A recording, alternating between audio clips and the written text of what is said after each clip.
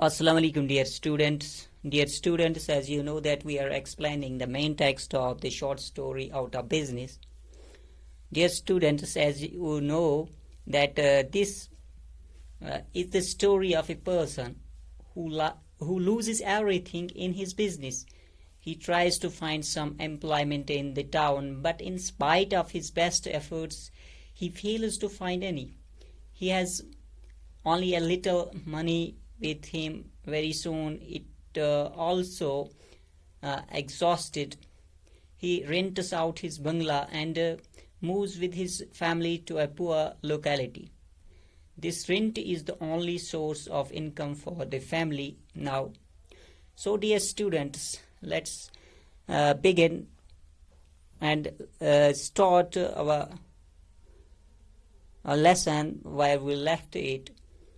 We explained some four paras, first four paras of page 133 in the previous class. So we are going to explain from the last para of page 133.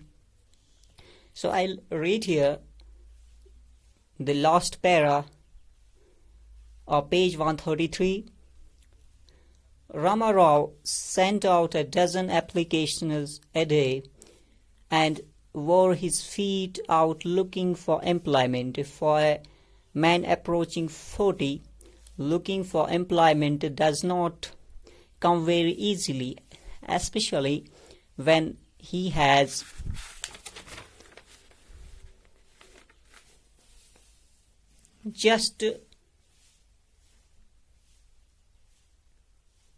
just lost an independent, lucrative business. Rama Rao was very businesslike in stating in his request. He sent his card in and asked, "I wonder, sir, if you could do something for me. My business is all gone through no fault of my own. I shall be very grateful if you can give me something to do in your office." So dear students, Rama Rao جو ہے اب مشکل کی گھڑی میں پھنس گیا جب کہ اس کا جس کمپنی میں وہ کام کرتے تھے وہ بند ہو گئی. تو راما راؤ ہر روز ایک درجن عرضیاں لکھ کر نوکری تلاش کرنے کی کوشش کرتا تھا اور ان کو بھیجتا تھا، ان عرضیوں کو.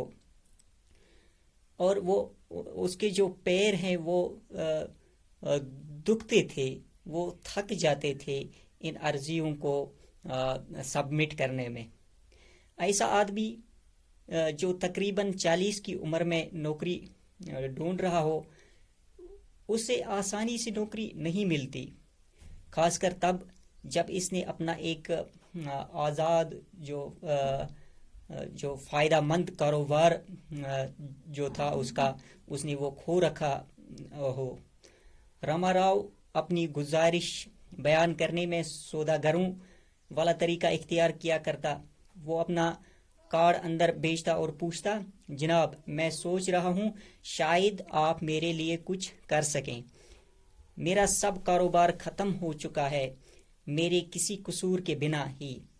میں بہت احسان مند ہوں گا اگر آپ مجھے اپنے دفتر میں کرنے کا کوئی کام دے دیں." تو یہ جو ہے یہ حالات بنے جو راما راؤ ہے اس کے، جب وہ نوکری کے لیے عرضیاں بھیجتا رہا نوکری حاصل کرنے کے لیے. تو بڑی منت، بڑی آہوزاری سے وہ جو جب وہ کسی بھی جگہ اپنی نوکری تلاش کرنے کے لیے جاتا تھا، اپنی عرضیاں دینے کے لیے جاتا تھا، تو بڑی وہ آرزو مندانہ کوشش کرتا تھا کہ اسے نوکری ملے وہاں پہ. Now the next para. What a pity, Rama Rao. I am awfully sorry. There is nothing at present If there is an opportunity, I will certainly remember you.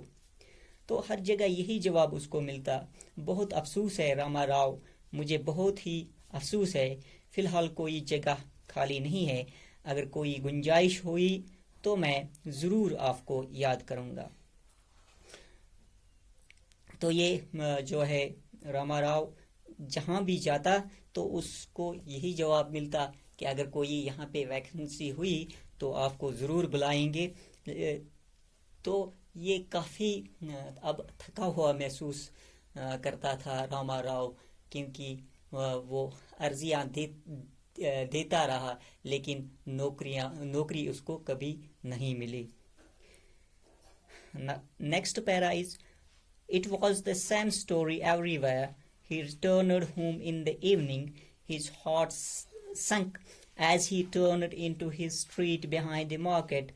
His wife would invariably be standing at the door with the children behind her, looking down the street. What anxious, eager faces they had, so much of trembling, hesitating, hope in their faces.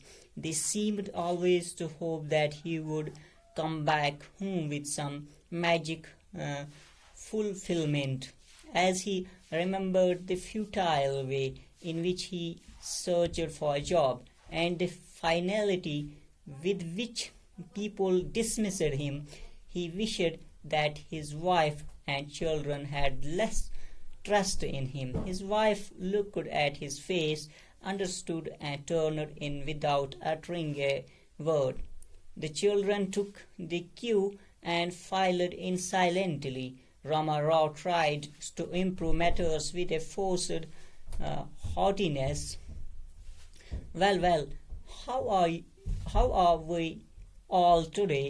To which he received mumbling, feeble responses from his wife and children. تو dear students, تو سبھی جگہ یہی کہانی ہوتی. شام ہوتے وہ گھر لوٹتا، اس کا دل بیٹھنے لگتا جب وہ بازار کے پیچھے والی اپنی گلی میں اندر کو مڑتا. اس کی بیوی ہمیشہ ہی دروازے پر کھڑی ہوتی، بچوں کو اپنے پیچھے کی طرف لیے ہوئے اور گلی کی طرف دیکھ رہی ہوتی. ان سب کے چہرے پر پریشانی اور فکر سے وہ ان کے چہرے بھرے ہوئے ہوتے تھے. ان کے چہروں سے وہ جیسی کپکپی اور نا امیدی سی اور بے چینی جو ہے وہ عیاں ہوتی. وہ ہمیشہ ایسی امید لگائے بیٹھے ہوتے کہ وہ گھر لوٹیں گے، اپنے ساتھ کوئی کامیابی والی خبر لائیں گے.